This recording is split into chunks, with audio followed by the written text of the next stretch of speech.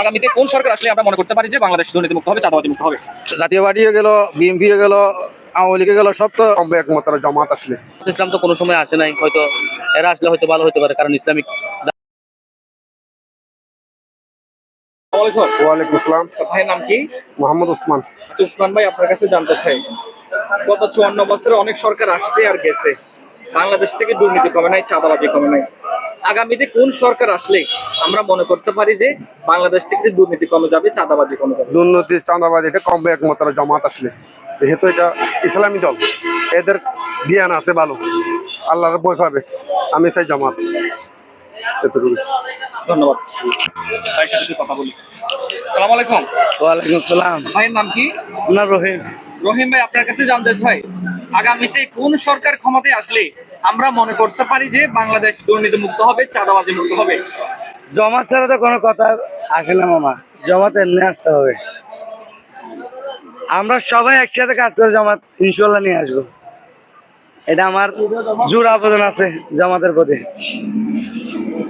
কি আর বলবো, বাংলাদেশি তো আওয়ামী লীগ, ওই বিএনপি সবাই তো হাই মারে সুদ, এরকম কি ভাষা বলবো আপনারা?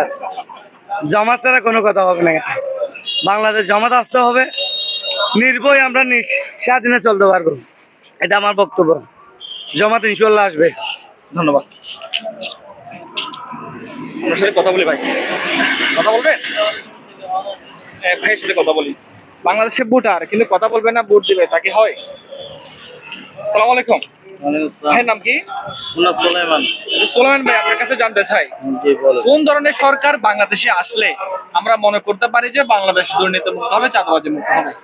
আমরা তো মনে করেন সাধারণ পাবলিক, আমরা নিরাপত্তা চাই এবং আমরা একটু সবাই যেন কোলাহল ভাবে চলতে পারে এবং সবার দিক দিয়ে যেন সুবিধা হয়, এবং আমরা বিএনপি আওয়ামী লীগ সব দিক দিয়ে অনেক লোক, অনেক দলগুলা দেখছি আমাদের ছোটবেলা থেকে।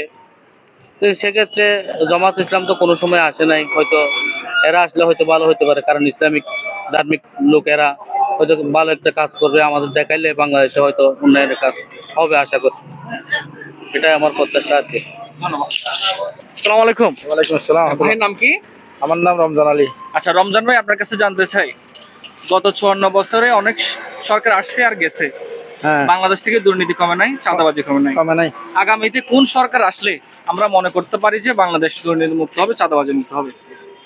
এখন তো জাতীয় পার্টি হয়ে গেল, বিএনপি হয়ে গেল, আওয়ামী লীগ গেল, সব তো চাঁদাবাজি বন্ধ হয় নাই, দুর্নীতিও বন্ধ হয় নাই।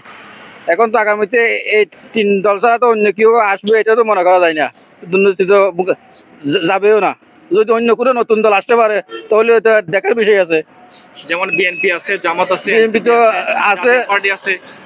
এরা এরা ক্ষমতায় আসলেও ভবিষ্যতে আসলেও অতীতের মতো হবে, নতুন কিছু হবে না।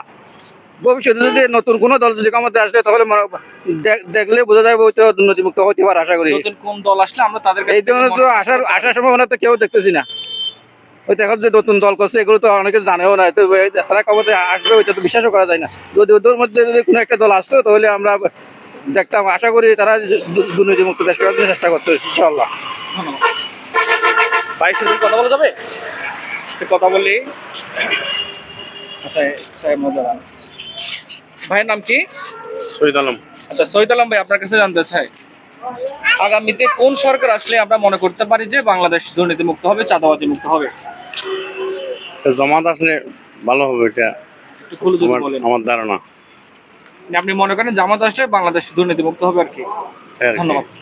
ভাইয়ের নাম কি? মোহাম্মদ শেফায়েত হোসেন মাহিন। আচ্ছা শেফায়েত ভাই, আপনি কি বাংলাদেশের ভোটার? জি। আচ্ছা আপনার কাছে জানতে চাই, আগামীতে কোন সরকার আসলে আমরা মনে করতে পারি যে বাংলাদেশ দুর্নীতি মুক্ত হবে, চাঁদাবাজি মুক্ত হবে? আপনি কি মনে করেন? এটা নিয়ে তো বলা যাচ্ছে না, এখন মানুষের নীতিগীতি হঠাৎ করে বদলা ফেলে, এটা তো আমরা এখন বুঝতে পারতেছি না। আমরা এমন সরকার চাই পথে ঘাটে, মনে করেন যে দুর্নীতিটা হচ্ছে, এই দুর্নীতিগুলো যদি বন্ধ হয়ে যায় তাহলে আমরা সাধারণ মানুষ চলাফেরা করার জন্য মানে আমরা একটা শান্তি খুঁজে পাবো আর কি। কোন দলের কাছে আমরা প্রত্যাশা করতে পারি? হয়তো আমাদের জামায়াতটা আসলে আমাদের সবচেয়ে ভালো হবে।